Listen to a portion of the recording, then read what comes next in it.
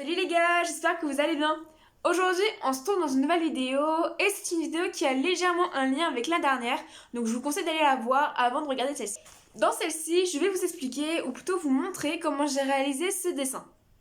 Ce dessin, je l'ai réalisé en 2020 et je l'ai réalisé cette année également en 2022 pour voir la différence. Parce que en 2 ans, sachant que c'était 2 ans que j'étais en art appliqué, où j'ai un peu appris à dessiner, à jouer avec les couleurs, les formes, etc. Et en plus de ça, du nouveau matériel, c'était évident que le résultat ça n'allait pas être le même. Et pour cause, vous verrez le changement à la fin de la vidéo.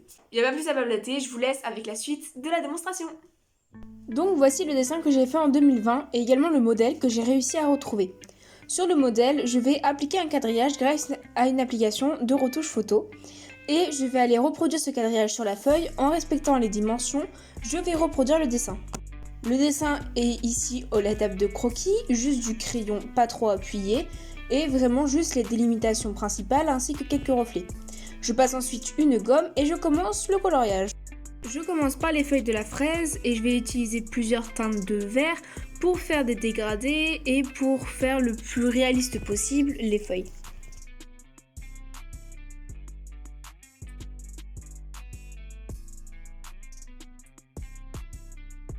Je ne vous explique pas en plus de détails ce que je fais car pour moi je ne colorie simplement, je ne pourrais pas vous donner de détails et de conseils sur la manière de colorier, mais ça pourrait éventuellement être le sujet d'une prochaine vidéo.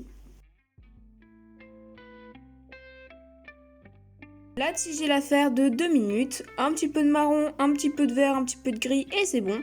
Et on s'attaque au plus compliqué sur lequel j'avais énormément eu de difficultés sur le premier dessin en 2020, le chocolat.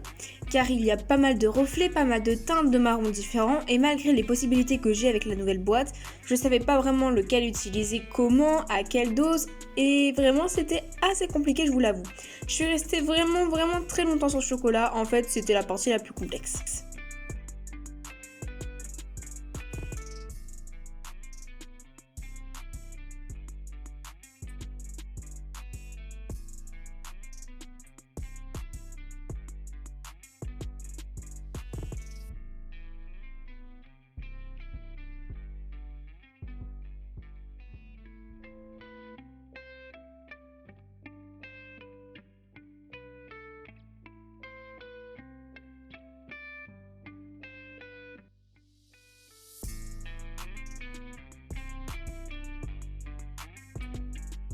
Et même si cette étape a été très longue et assez compliquée au niveau des reflets et des détails, il est quand même mieux abouti, mieux fait que celui de 2020 et j'en suis quand même fière. Je suis contente d'avoir retesté, d'avoir refait ce dessin et d'avoir pu voir que j'étais capable de faire quelque chose de mieux après 2 ans.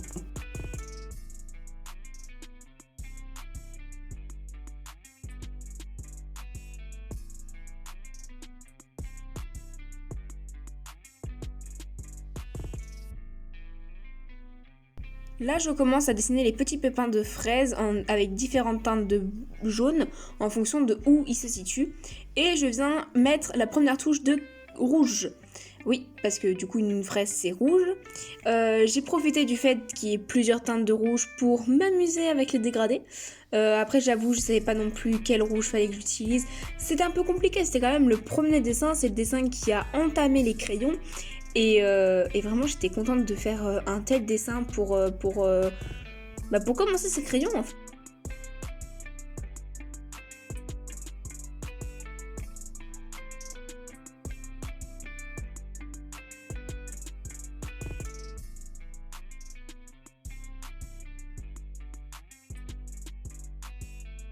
Vraiment, toute la complexité dans ce dessin, c'est les reflets. Si on enlève tous les reflets, en soit, le dessin n'est pas si compliqué que ça.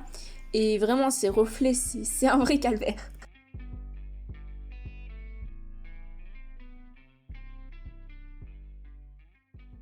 Je voulais dire un petit message à tous ceux qui commencent le dessin et qui sont en pleine évolution dans ce domaine. Ne vous comparez pas au dessin des autres. Ne vous découragez pas parce que l'un a fait un dessin plus abouti que vous, etc. J'ai été confrontée à ça. Tous les dessinateurs sont confrontés à ça. Au fait de voir qu'une fille de 16 ans dessine mieux que nous alors qu'on a 17 ans. Ou une gamine de 5 ans qui fait mieux que toi. Et c'est un fait, c'est comme ça. Il y a des gens mieux, il y a des gens pires. Et dites-vous que si vous travaillez beaucoup, bah vous aurez dans tous les cas des résultats. Il faut juste persévérer, s'entraîner et croire en soi.